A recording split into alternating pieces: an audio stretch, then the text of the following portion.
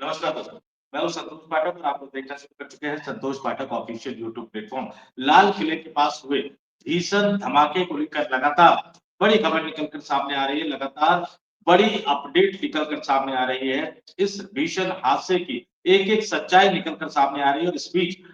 देश के प्रधानमंत्री नरेंद्र मोदी ने गृह मंत्री अमित शाह से रिपोर्ट माँगी है। गृह मंत्री अमित शाह ने दिल्ली पुलिस कमिश्नर के साथ-साथ आईबी यानी इंटेलिजेंस ब्यूरो के चीफ से भी बात की है। तो अभी तक औपचारिक रूप से पुष्टि नहीं की गई है, लेकिन जिस तरह से हलचल शुरू हो गई है, उससे साफ-साफ ये एक आतंकवादी घटना, एक आतंकवादी वारदात नज़र आ रहा है। लेकिन अभी भी हमें सरकार की तरफ से, सुरक्षा एजेंसियों की तरफ से, जाँच एजेंसियों की तरफ से औपचारिक पुष्टि का ऐलान करना होगा। तो औपचारिक पुष्टि के ऐलान से पहले जिस तरह की हलचल शुरू हो गई है, वो ज़रा मैं आपको बता देता हूँ सरकार के फ्रंट पर क्या हुआ और पुलिस और जाँच एजेंसियों के बल पर क्या शुरू हो रहा है, ये थोड़ी-सी जानकारी मैं आपको दे देता हूँ। दिल्ली पुलिस कमिश्नर सतीश कुलचा ने बताया। जब वो पहुँचे, मीडिया कर्मियों ने उनसे सवाल पूछा, तो दिल्ली पुलिस कमिश्नर सतीश कुलचा ने बताया कि आज शाम को करीब 6:52 पर एक धीमी गति से आ रही गाड़ी जो है, वो रेड लाइट पर रुकी और उस गाड़ी में विस्फोट हुआ और विस्फोट की वजह से आस-पास की गाड़ियों को भी नुकसान पहुँचा और सभी एजेंसियाँ एफएसएल हो, एनआईए हो, ये तमाम एजेंसियाँ वहाँ मौजूद है, ये तमाम एजेंसियाँ वहाँ पहुँच गई है और दिल्ली पुलिस कमिश्नर घायलों और मृतकों के बारे में वो सीधे-सीधे जो जानकारी दे रहे हैं, वो ये बता रहे हैं, अभी आंकड़ा उन्होंने नहीं बताया। उन्होंने कहा कि घटना में कुछ लोगों की मौत हुई और कुछ घायल हुए हैं। स्थिति पर नज़र रखी जा रही है। गृह मंत्री का भी फ़ोन आया था और समय-समय पर उनके साथ भी जानकारी साझा की जा रही है। जैसा कि मैंने आपको पहले ही जानकारी दी थी कि गृह मंत्री अमित शाह ने दिल्ली पुलिस कमिश्नर से इस मामले में बात की है। तो तमाम जाँच एजेंसी, तमाम टीमों के वहाँ पहुँचने की बात कही जा रही है और आपको मैं ज़रा सरकार के स्तर पर, ये तो जाँच एजेंसियों के स्तर पर जो हलचल थी, वो मैंने आपके सामने रख दी है। जाँच एजेंसियाँ किस तरह से वहाँ पहुँच रही है, क्या नई चीज़ें वहाँ पर वहाँ से क्या नई जानकारी निकल कर सामने आ रही है, उन जानकारियों को मैंने आपके पास रखा और अब इसमें एक और अभी दिल्ली पुलिस कमिश्नर के बयान तो आपने सुन लिया। अब जो वहाँ पर है जो दिल्ली के जो फायर ब्रिगेड के उप मुख्य अग्निशमन अधिकारी ए के मलिक है, उन्होंने भी अपना जो बयान दिया मीडिया से बात करते हुए कि हमें शाम को 6:55 पर एक फ़ोन आया था। वहाँ एक गेट के बाहर किसी गाड़ी में ब्लास्ट हुआ है और कुछ गाड़ियों में आग लग गई है। हमने 7:29 पर वो आग बुझा दी थी। हम पुलिस से बात कर रहे हैं, हमारी सारी टीम वहाँ मौजूद है। तो जिस तरह से पहले आया कि पार्किंग में ये घटना हुई, उसके बाद भी कई तरह की खबरें निकल कर सामने आई। लेकिन अब दिल्ली पुलिस के कमिश्नर के बयान से ये साफ हो गया कि एक गाड़ी आ रही थी जिसने गाड़ी को धीमा किया, रेड लाइट पर रुकी और उस गाड़ी में विस्फोट हो गया और लाल किले के पास जो धमाका हुआ, जो विस्फोट हुआ, सीआरपीएफ के जो डीआईजी हैं, जो पैरामिलिट्री फोर्सेस है, सीआरपीएफ के डीआईजी किशोर प्रसाद भी मौके पर पहुंचे हैं। हालांकि मीडिया कर्मियों ने जब उनसे पूछा तो उन्होंने कहा कि अभी कुछ भी कहना जल्दबाजी होगी। मैं घटना स्थल पर जा रहा हूँ और उसके बाद तमाम जाँच एजेंसियाँ चाहे वो एनआईए हो, चाहे वो फॉरेंसिक टीम हो, चाहे वो दिल्ली पुलिस की टीम हो, ये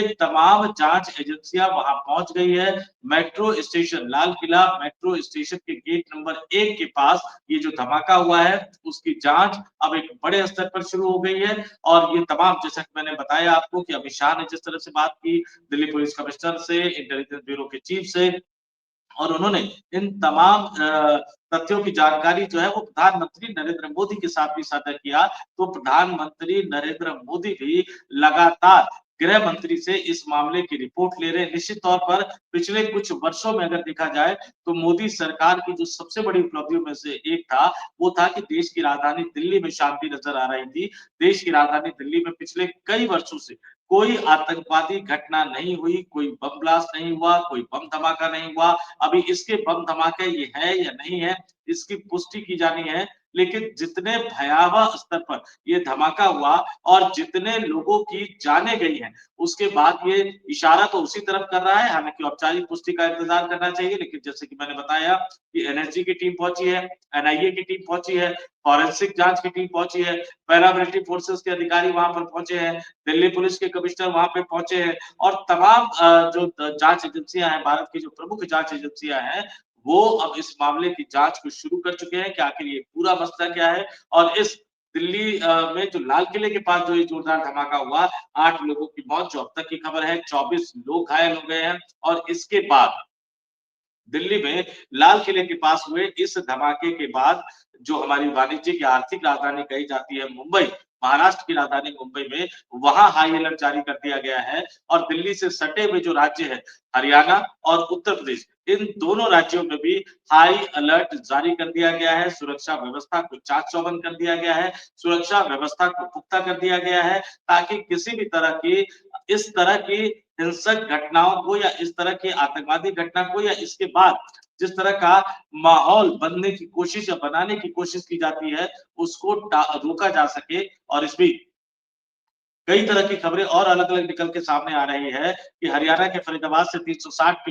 ग्राम संभावित अमोनियम नाइट्रेट की बरामदगी के बाद मुख्यमंत्री देवेंद्र फडणवीस ने आज दोपहर उन्हें महाराष्ट्र में भी तमाम जो बैठक है वो शुरू हो गई है, सुरक्षा स्थिति की समीक्षा शुरू हो गई है और दिल्ली की घटना के बाद महाराष्ट्र के मुख्यमंत्री ने भी महाराष्ट्र की पुलिस को सतर्क रहने के निर्देश दिए हैं, सभी एजेंसियों को सतर्क रहने के निर्देश दे दिए गए हैं और ये महाराष्ट्र के गृह विभाग यानी होम मिनिस्ट्री है, उसके हवाले से सूत्रों के हवाले से ये खबर निकल कर आ रही है और तमाम टीमें, तमाम अधिकारी घटनास्थल पर पहुंचकर इसकी जांच कर रहे हैं। गृह मंत्री लगातार अधिकारियों के संपर्क में है। प्रधानमंत्री जो है, उन्होंने गृह मंत्री से इस पूरे मामले की रिपोर्ट मांगी है और इस पर अन्य प्रतिक्रियाएं आनी भी शुरू हो गई है, जिसको आपके सामने रखना बहुत जरूरी है, क्योंकि ऐसे संकट के समय पर इस देश से एकजुटता का संदेश जाना चाहिए और जिसने भी ये नापाक हरकत की है, उनके पास ये संदेश जाना चाहिए कि ये देश इस तरह के वारदातों से थमने वाला नहीं है, रुकने वाला नहीं है, डरने वाला नहीं है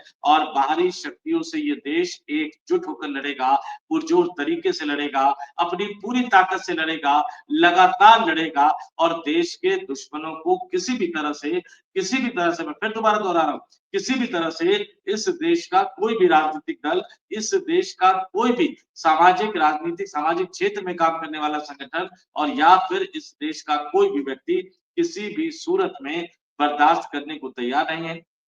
तो कांग्रेस पार्टी के बड़े नेता पवन खेड़ा ने बाकायदा सोशल मीडिया पर पोस्ट किया और उन्होंने लिखा कि लाल किला मेट्रो स्टेशन के पास एक कार में हुए विस्फोट की खबर बेहद दुखद है। शुरुआती रिपोर्टों से पता चलता है कि कई लोगों की जानें चली गई हैं। इस दुख की घड़ी में हम शोक संतप्त परिवारों के साथ हैं और घायलों के शीघ्र स्वास्थ्य होने की प्रार्थना करते हैं। सरकार को इस घटना की गहन और त्वरित जांच सुनिश्चित करनी चाहिए। निश्चित तौर पर त्वरित और गहन जांच जो है सुनिश्चित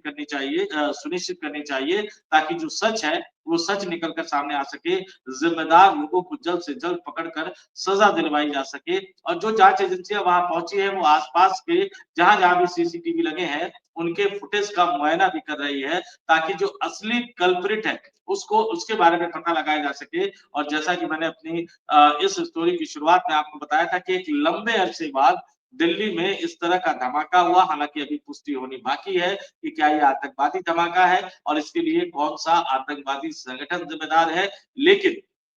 2011 के बाद मैं बता दूं आपको 2011 के बाद दिल्ली में आतंकवादी कभी भी इस तरह की वारदात नहीं कर पाए थे। इसको एक बड़ी कामयाबी मानी जाती है। 2011 के बाद आप 2014 तक मनमोहन सिंह की सरकार की कामयाबी कह सकते हैं और 2014 से 2025 यानी आज तक ये नरेंद्र मोदी सरकार की एक बड़ी कामयाबी मानी जा सकती है। तो देश की राजधानी दिल्ली को कब-कब आतंकवादियों ने दहलाने की कोशिश की, वो थोड़ा-सा मैं आपके सामने रख देता हूँ। 1997 लाजपत नगर में ब्लास्ट हुआ, 13 लोगों की मौत हुई, 30 से ज्यादा लोग घायल हुए।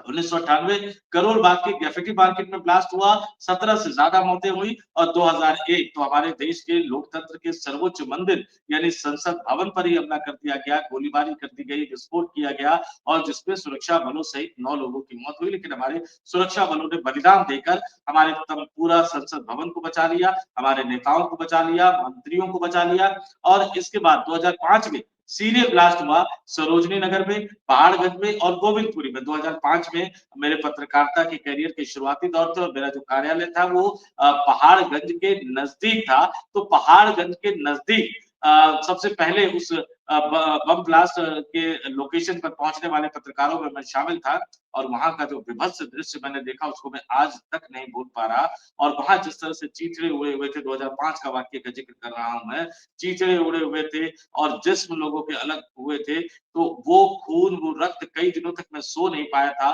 कई दिनों तक मैं ढंग से खाना नहीं पाया था, खाना नहीं खा पाया था और आज लाल किले से उसी तरह की तस्वीर, उसी तरह के वीडियो आ रहे हैं, इसलिए मैं उसको स्क्रीन पर आपको दिखाना नहीं चाहूँगा और 2005 में जो 3 जगह बम धमाके हुए थे, सरोजिनी नगर, पहाड़गंज, गोविंदपुरी। 29 अक्टूबर 2005 को 60 से अधिक मौतें हुई थी, 200 से ज़्यादा लोग घायल हुए थे और फिर 2008 में फिर दिल्ली को सीरियल ब्लास्ट से दहला दिया गया था और इस समय भी मैं सक्रिय पत्रकारिता कर रहा था। ये 13 सितंबर 2008 को हुआ था, कनॉट प्लेस में हुआ था, करोल बाग में हुआ था, इंडिया गेट पर हुआ था, बाराखम्बा रोड सहित 5 स्थानों पर हुआ था और यहाँ बाराखम्बा रोड पर मैं पहुँचा था, वहाँ के हालात का मैंने उस समय जायज़ा लिया था। 2008 में ही 27 सितंबर को महरौली में धमाके हुए और 2011 में दिल्ली हाई कोर्ट में ब्लास्ट हुआ, गेट नंबर 5 के पास दिल्ली हाई कोर्ट के गेट नंबर 5 के पास, जिसमें 15 मौतें हुई, 70 से ज़्यादा लोग घायल हुए। 2021 में इज़रायली दूतावास के पास एक मामूली धमाका हुआ, 29 जनवरी 2021 को जिसमें कोई गंभीर नुकसान तो नहीं हुआ, लेकिन 2011 मतलब मोटे तौर पर अगर कहा जाए तो 2011 से लेकर 2025 तक दिल्ली शांत रही, लेकिन एक बार फिर से दिल्ली दहलती हुई नज़र आ रही है, तो इस बात का सच सामने आना बहुत ज़रूरी है कि आखिर क्या ये कार में जो विस्फोट है, ये कार में विस्फोट था या जिस तरह से बड़े स्तर पर जाँच की जा रही है, उस हिसाब से देखा जाए तो क्या ये कोई आतंकवादी घटना थी? क्या ये कोई बम धमाका था? इसके बारे में भी जो तस्वीर है, वो पूरी तरह से जल्द साफ होनी चाहिए। सरकार को जल्द से जल्द इसके बारे में सारे तथ्यों को इस देश की जनता के सामने रखना चाहिए। देश की राजधानी दिल्ली की जनता के सामने रखना चाहिए क्योंकि जो पूरा मसला है, ये बहुत ही ज़्यादा गंभीर मामला है और इसका सच निकल कर सामने आना चाहिए और अगर ये कोई आतंकवादी वारदात है, तो इसके लिए जो भी आतंकवादी संगठन ज़िम्मेदार है, जो भी आतंकवादी ज़िम्मेदार है, उनको जल्द से जल्द पकड़कर कानून के तहत फांसी की सज़ा देकर फांसी के तख्ते पर लटका देना चाहिए। तो इसमें खबरें लगातार निकल कर सामने आ रही है, लगातार अलग-अलग तरह की खबरें जो है, वो निकल कर सामने आ रही है, लेकिन उन तमाम खबरों को हम आपके सामने रखने का प्रयास कर रहे हैं, हम आपको बताने का प्रयास कर रहे हैं और लगातार जो जाँच एजेंसियाँ जाँच कर रही है, जो लगातार अधिकारी वहाँ पहुँच रहे हैं, वो भी अपनी तरफ से बातों को रख रहे हैं, तथ्यों को बताने की कोशिश कर रहे हैं। हालाँकि अंतिम तौर पर जब ये जाँच प्रक्रिया कम से कम आज जो है, वो पूरी हो जाएगी, तब इसका सारा सच सामने आ पाएगा और जब सच सामने आएगा, तो हम निश्चित तौर पर आपके सामने फिर एक वीडियो लेकर आएँगे। तो इस वीडियो में इतना ही। मुझे यानी संतोष पाठक को दीजिए इजाज़त। आप तमाम लोगों से अपील और आग्रह करूँगा, शांति बनाए रखिए, अपने-अपने घरों में पहुँचिए। अगर देश की राजधानी दिल्ली में रहते हैं, कई जगह मेट्रो के एंट्री और एग्जिट पॉइंट जो है खास तौर से जो लाल किले वाली जो मेट्रो की जो लाइन है, उसमें कई जगह पर एंट्री और एग्जिट पॉइंट बंद कर दिए गए हैं, तो शांति बनाए रखिए। किसी भी तरह के अफ़वाहों पर भरोसा मत कीजिए। अपने देश की सरकार पर, अपने देश की सुरक्षा एजेंसियों पर भरोसा बनाए रखिए। ये संकट की घड़ी है और इस संकट की घड़ी में पूरे देश को एकजुट होकर रहना होगा, पूरे देश को एकजुट होकर लड़ना होगा। तो इस वीडियो में इतना ही। मुझे यानी संतोष पाठक को दीजिए इजाज़त। नमस्कार।